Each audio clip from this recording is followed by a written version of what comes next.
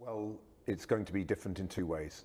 First about the capacity and second about the powers. On capacity, it's going to be a reorganisation of the National Crime Agency, MI5, Immigration Enforcement and Border Force coming together into an elite unit that is exclusively focused on smashing these criminal smuggler gangs. Now, in terms of those powers, Keir Starmer made the point today about there are to certain aspects of the people smuggling business threats to national security, and therefore it's appropriate to use some of the counter-terrorist investigative powers.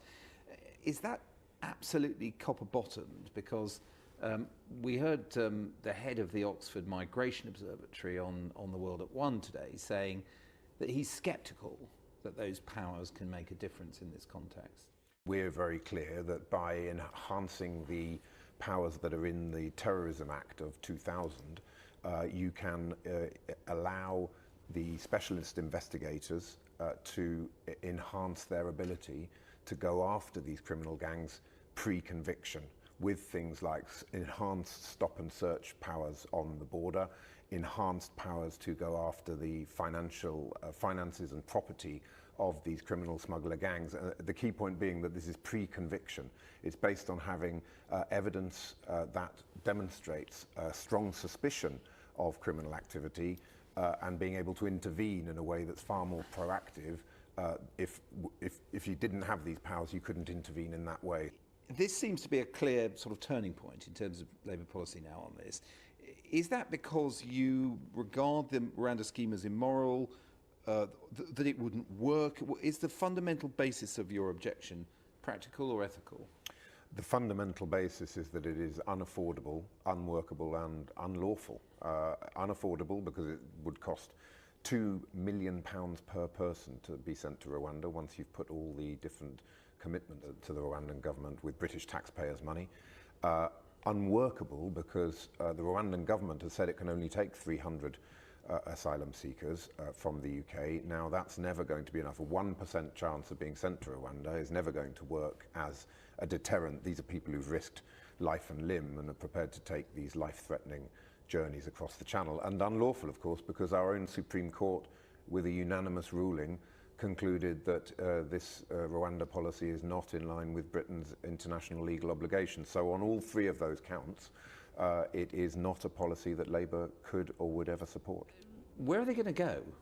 Let's say it all works and you ramp up the process and you're getting the applications through faster. Those who are rejected, well, where will they go? There are countries like Pakistan, Bangladesh, which are low grant rate countries. They are safe countries. Under the Conservatives, since 2010, returns to safe countries have plummeted by 44%.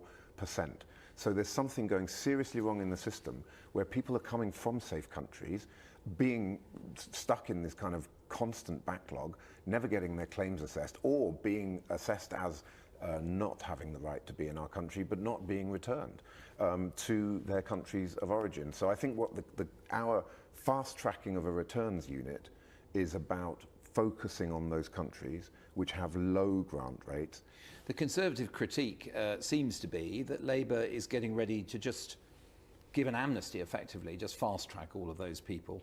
Well, of course, we have a hotel-based amnesty right now under the Conservatives, because all they're doing is putting people into hotels. They're not going to be able to send them to Rwanda because that scheme's not working, and they're not processing their claims, so they're not even able to remove people from the country who have no right to be here because they haven't processed their claims. So what we will do is... So either way, they're probably effectively going to get an amnesty.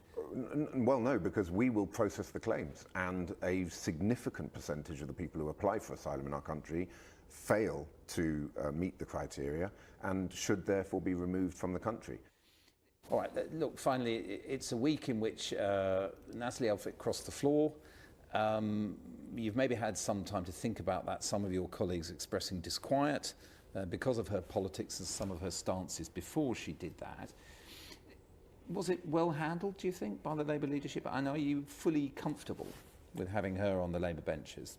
Fully comfortable, yes. I think it's a clear signal that the Labour Party under Keir Starmer is a changed party, and we are a party that wants to reach out to anybody whatever they voted in the past, whatever they've said in the past, who shares our conviction that this Conservative government is broken and who shares our view that we have to take the country forward.